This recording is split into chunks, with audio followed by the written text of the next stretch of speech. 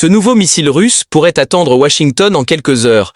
Surnommé le Tchernobyl volant, c'est une des armes les plus dangereuses qui existent actuellement sur notre planète. Le 21 octobre, ce missile de croisière à propulsion nucléaire a réussi son essai final. Ce dimanche, Vladimir Poutine s'est félicité de cette nouvelle inquiétante en grande pompe et en a profité pour avertir ses ennemis. La dernière arme qui vient d'entrer dans l'arsenal russe, c'est donc ce missile, le 9M730 Boureveshnik. Vous le voyez ici lors d'un essai en 2018.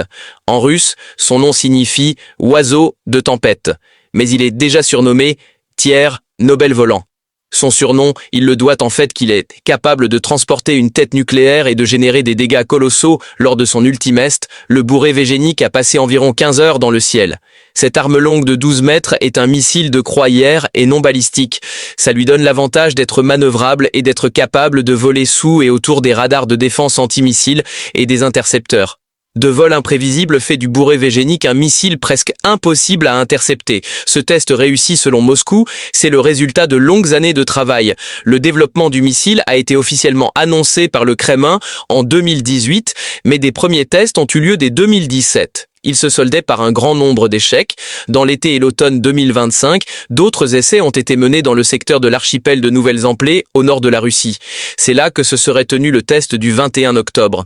Ces essais nucléaires inquiètent les Nations Unies en raison du risque sanitaire et environnemental. Il existe un potentiel danger de contamination radioactive, mais à ce stade, l'autorité norvégienne en charge de la sûreté nucléaire n'a détecté aucun pic de radiation dans la région. Avec cette annonce, l'objectif affiché par Poutine est clair. Faire savoir au monde que Moscou vient de augmenter sa casse de dissuasion de nucléaire. Le Tchernobyl volant n'a pas vocation à être utilisé en Ukraine. Tout simplement car la Russie n'en a pas besoin.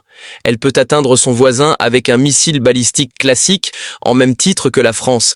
Cette nouvelle arme est surtout utile pour frapper des cibles très éloignées de Moscou, comme les États-Unis.